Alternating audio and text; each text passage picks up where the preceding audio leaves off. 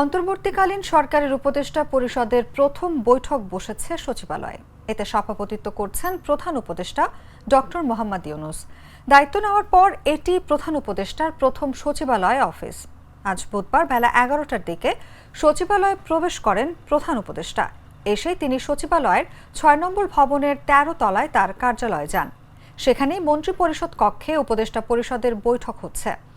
এর আগে উপদেষ্টা পরিষদের বৈঠকগুলো রাষ্ট্রীয় অতিথি ভবন যমুনা ও প্রধান উপদেষ্টার কার্যালয়ে অনুষ্ঠিত হয়েছে। প্রধান উপদেষ্টা আসবেন বলে সকাল থেকেই সচিবালয়ে ছিল নিরাপত্তার কড়াকড়ি। সচিবালয়ে প্রবেশ ও বের হওয়ার গেট এবং সচিবালয়ের ভেতরে আইন শৃঙ্খলা রক্ষাকারী বাহিনীর সদস্যরা তৎপর রয়েছেন।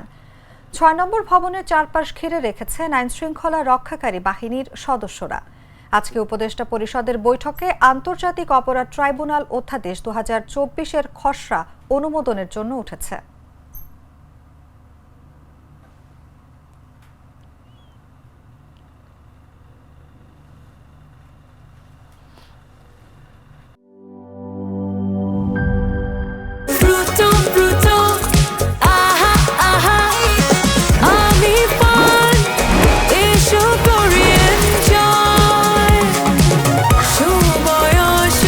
প্রাণ ফ্রুটো, সময় অসময় ফ্রুটোময়।